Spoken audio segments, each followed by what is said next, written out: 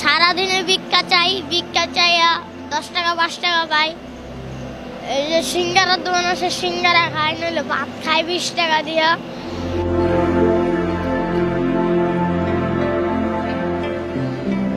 জীবনে চলার পথে আমরা অনেক মানুষ দেখতে পাই। এখানে কেউ উচ্চবিত্ত, কেউ মধ্যবিত্ত, কেউ বা আবার নিম্নবিত্ত। আর নিম্নবিত্ত পরিবার থেকেই পথ শিশুর জন্ম। আমাদের দেশের অলিতে গলিতে অনেক পথ শিশু আছে যাদের কারো বাবা নেই, কারো মা নেই, কিংবা কারো পরিবারের কেউ অসুস্থ। রাস্তাঘাট, হাট বাজারে, স্কুল কলেজের সামনে আমরা অনেক পথ শিশুদের দেখতে পাই। কিন্তু কখনো কি একজন পথ শিশুর জীবনের গল্প শুনতে চেয়েছি? করোনা ভাইরাস আর্থিকভাবে মানুষের জীবনে এনেছে ব্যাপক পরিবর্তন। এর প্রভাব পড়েছে পথ শিশুদের জীবনেও। করোনার আগে নিয়মিত মানুষের কাছ থেকে খাবার পেলেও এখন দুবেলা খাবার জোটাতে তাদের বেগ পেতে হচ্ছে। সারাদিনে ভিক্ষা চাইয়া 10 টাকা 5 টাকা পাই। এই যে সিঙ্গারার দোকান আছে, সিঙ্গারা খাই, নইলে ভাত খাই 20 টাকা দিয়া।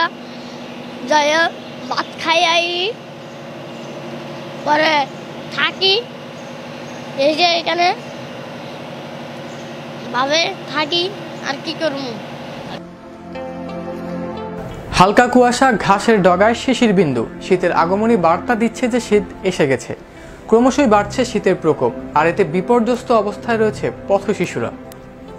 ঘুমাইতে অনেক কষ্ট হচ্ছে আমাদের এখন। পরে তো কষ্ট, এই যে শীতটা, অনেক শীত পড়েছে এখন, আগের থেকে বেশি শীত পড়েছে। শীতকালে এখন ঘুমান যাচ্ছে না, থাকা যাচ্ছে না। এখানে শীতে কাঁপছি, কত শীত এখানে, আমাদের কষ্ট হচ্ছে অনেক শীতে। গতকাল তো অল্প পড়েছিল শীত, আজ বেশি পড়েছে। শীতে পুরো বিশ্বের মতো বাংলাদেশেও বেড়েছে করোনা সংক্রমণের হার। শীতের ব্যাপ্তিকাল আরও অন্তত 2 মাস থাকবে। আর শীতের পাশাপাশি করোনাও মানুষের জীবন থেকে চিরতরে চলে যাবে, এমনটাই প্রত্যাশা তাদের। এই শীতটা তো থামবে না, এই শীত থামতে আরো 2 মাস বাকি। 2 মাস বাকি, পরে থামবে। এই শীতটা যাবে গা, পরের বেলায় যাইলে এটা করোনা আসবে না, আর করোনা সরে যাবে। আবার আসছে করোনা ভাইরাস। করোনা ভাইরাসে কেউ খাওয়ান দিতে চায় না। আগের বেলায় তো খাওয়ান দিত, সবে আছে। করোনা ভাইরাসের জন্য এখন খাওয়ান দিচ্ছে না, শীতকালের জন্য। আবার নইলে কম্বল দিত, কম্বল নিতাম আমরা, এখানে ঘুমাইতাম 8 নম্বরে। এই যে শীতকালে এখন ঘুমাইতে পারছি না। সুবিধা বঞ্চিত এসব পথ শিশুদের বেশিরভাগ অনাথ। অভিভাবকহীন এসব শিশুদের বেশিরভাগকে পেটের দায়ে টোকাই কিংবা ভিক্ষাবৃত্তি করে মানবেতর জীবনযাপন করতে হচ্ছে। আমার বাবা নাই, মারা গেছে জন্য আমি এখানে থাকি, ভিক্ষা চাইয়া খাই। সবাই হাত পাতি 5 টাকা 2 টাকা দেয়, এগুলা দিয়ে খায়া থাকি।